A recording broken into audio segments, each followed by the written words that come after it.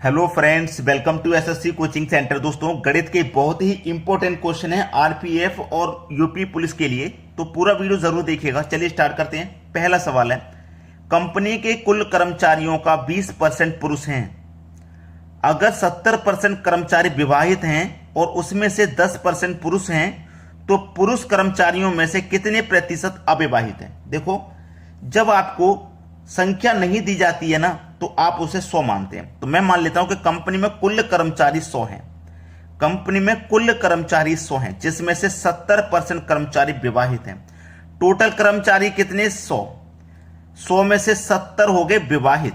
70 कितने हो गए? विवाहित हो गए। मैं लिख लेता हूं, 70 हो गए विवाहित। ठीक है, 70% विवाहित। अब 100 में से जब 70% विवाहित हैं, ठीक है, 100 में से 70% विवाहित हैं, फिर बोला है और उसमें से 10% पुरुष हैं। एक बात याद रखना, कंपनी के कुल कर्मचारियों का 20% पुरुष हैं। यानी कि कंपनी में 100 मेंबर हैं, 100 लोग काम कर रहे हैं, तो 100 में से 20% ही पुरुष हैं। तो 20% का मतलब 20 पुरुष हैं। ठीक है, और टोटल में से 100 का टोटल में से 70% विवाहित हैं, उसमें से 10% पुरुष हैं। जो 70% विवाहित है ना, इस 70% में से 10% पुरुष विवाहित हैं। तो 70 का 10% निकालेंगे, 7 हो जाएगा। यानी कि 7 पुरुष विवाहित हैं। 7 पुरुष विवाहित हैं। ठीक है, टोटल पुरुष कितने थे? 20 थे ना भाई। टोटल कुल कर्मचारियों का 20% पुरुष है, तो 20 पुरुष थे हमारे पास टोटल।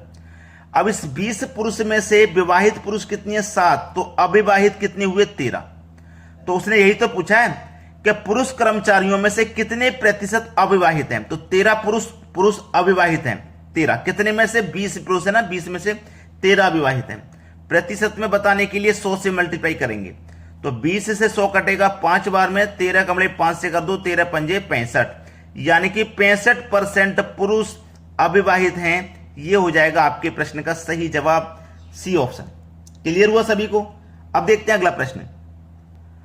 अगला प्रश्न है, कुछ श्रमिक एक काम को 60 दिनों में कर सकते हैं। कुछ श्रमिक नहीं पता कितने हैं, तो हम उसे x मान लेते हैं। और ये जो x श्रमिक हैं, ये किसी काम को 60 दिनों में कर सकते हैं।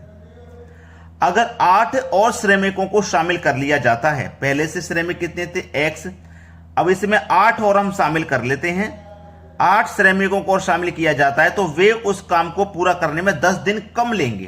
पहले से 60 दिन ले रहे थे, अब 10 दिन कम लेंगे, मतलब 50 दिन लेंगे। तो श्रमिकों की असल संख्या क्या है? असल संख्या मतलब x की मान पूछा है उसने। ठीक है, 60 का x में मल्टीप्लाई कर दो तो 60x, 50 का x से मल्टीप्लाई करेंगे तो 50x, प्लस 50 का मल्टीप्लाई 8 में करेंगे तो 400।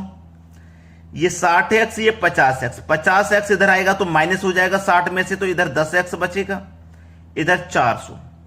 तो x बराबर 400, ये 10 कहां जाएगा? बटे में आ जाएगा। 0 से 0 कट गया, x का मान कितना आ गया भैया? 40। तो असल संख्या पूछ रहा था ना श्रमिकों की, तो कितनी हो जाएगी? 40 हो जाएगी। यानी कि पहला ऑप्शन हो जाएगा प्रश्न का बिल्कुल सही जवाब। अब देखते हैं अगला प्रश्न। अगला प्रश्न है, पुरुष और महिलाओं के एक संयुक्त समूह की औसत उम्र 25 वर्ष है। पुरुष और महिला, पुरुष यानी कि मैन, महिला यानी कि वुमेन। औसत उम्र 25 वर्ष है। अगर पुरुषों के समूह की औसत उम्र 26 वर्ष है और महिलाओं के समूह की औसत उम्र 21 वर्ष है। पुरुष की औसत उम्र कितनी है? 26। महिला की औसत उम्र कितनी है? 21। और टोटल ओवरऑल औसत वर्ष कितना है? 25। तो आप एलिगेशन मेथड यहां लगा सकते हैं आसानी से। क्रॉस अंतर हो जाता है एलिगेशन मेथड में। 25 और 21 का अंतर 4, 26 और 25 का अंतर 1, तो ये हो गया 4:1। यानी कि मैन का रेशियो 4 और वुमेन का 1, 4:1। यही तो है। तो संयुक्त समूह में पुरुषों की प्रतिशत ज्ञात कीजिए। पुरुषों का प्रतिशत, तो पुरुष हैं कितने? 4। कितने में से? 4 और 1 5, टोटल 5 में से 4 पुरुष हैं। प्रतिशत में बताना है तो 100 से मल्टीप्लाई करना होगा। 5 से 100 कटेगा 20 बार में, 20 चौक 80। यानी कि 80% हैं पुरुष। ये आपका सवाल खत्म। यहीं पे पहला ही ऑप्शन हो जाएगा प्रश्न का सही जवाब। चलिए अब देखेंगे अगला प्रश्न। अगला प्रश्न है, 50 लीटर के एक मिश्रण में शराब और सोडा का अनुपात 3:2 है। 6:7 का अनुपात बनाने के लिए कितना सोडा मिलाया जाना चाहिए? देखिए, शराब और सोडा, इसका अनुपात है आपके पास 3:2 और बाद में फिर इसका अनुपात कितना हो जाता है? 6:7 हो जाता है। हो जाता है कि नहीं होता? 6:7 हो जाता है। अब देखिएगा, 6:7 हो गया। 50 लीटर का मिश्रण था, ठीक है ना।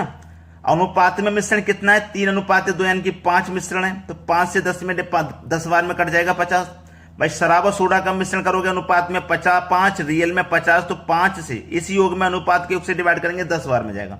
10 का मल्टीप्लाई 3 से कर दो तो ये 30, और 10 का मल्टीप्लाई 2 से कर दो तो 20, यानी कि शराब 30 लीटर है, सोडा 20 लीटर है, दोनों मिला के 50 लीटर का मिश्रण है।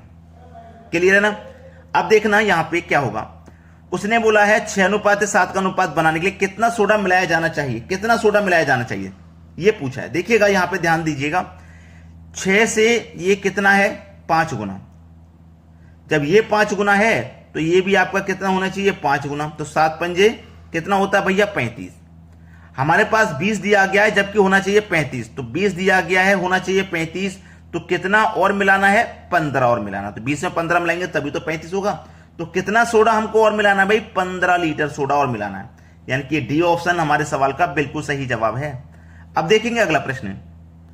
अगला प्रश्न है, नल ए एक टैंक को 40 घंटों में भर सकता है। जो नल ए है वो एक टैंक को 40 घंटों में भर सकता है, और जो नल बी है वो उसी टैंक को 50 घंटों में भरने के लिए दोनों नलों को एक साथ खोला जाता है। तो कितनी देर बाद नल ए को बंद कर दिया जाएगा ताकि टैंक 25 घंटों में भर जाए? तो पहले तो हमें टैंक पता कर लेना है कितना बड़ा है। तो कैसे पता करेंगे? दोनों का एलसीएम लेके। तो 40 और 50 का एलसीएम हो जाएगा 200, यानी कि जो टैंक है ना टोटल 200 लीटर का है। 40 से कटाएंगे 200 को तो 5 बार में कटेगा, और 50 से कटाएंगे तो 4 बार में। ये इनका 1 घंटे का काम है। ए आपका 1 घंटे में 5 लीटर भरेगा, तभी तो 40 घंटे में पूरा 200 भरेगा। बी आपका 1 घंटे में 4 लीटर भरेगा, तभी तो 50 घंटे में 200 भरेगा। ये 1 घंटे का काम है ए का, और ये बी का 1 घंटे का काम है। बोला है दोनों नल को खोल दिया जाए। यही तो बोला है कि दोनों नलों को एक साथ खोल दिया जाता है। कितनी देर बाद नल ए को बंद कर दिया जाएगा ताकि टैंक 25 घंटों में भर जाए? टैंक 25 घंटों में भर जाए, ये बोला है। टैंक को हमें 25 घंटे में भरना है। अब नल ए को हम बंद कर देंगे, नल ए को बंद कर देंगे तो नल बी 25 घंटे के लिए पूरा खुला रहेगा। 25 घंटों में नल भरना है तो ए को बंद कर दिया जाएगा, तो बी तो पूरा 25 घंटे के लिए खुला जाएगा। जब नल ए बी 1 घंटे में 4 भर रहा है तो 25 घंटे में कितना भरेगा भैया? पूरा 100 भर देगा। ये तो पूरा 100 भर देगा कि नहीं भर देगा? अब बचा कितना है? 100। जब 100 बचा है तो 100 को कौन भरेगा? ए भरेगा। तो ये कितने भर देगा? 20 घंटे में भर देगा। 20 पंजे 100, पूरा 200 भर गया। तो जो नल बी है ना वो पूरा 25 घंटे के लिए चलेगा, और जो नल है वो 20 घंटे के लिए चलेगा।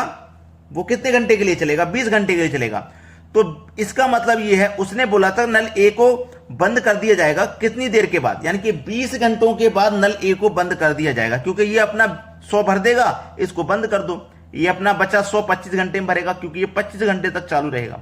तो 20 ऑप्शन का बिल्कुल सही जवाब है। नल ए को हम कितने समय बाद बंद करेंगे? 20 घंटे के बाद। ये आपके सवाल का बिल्कुल सही जवाब।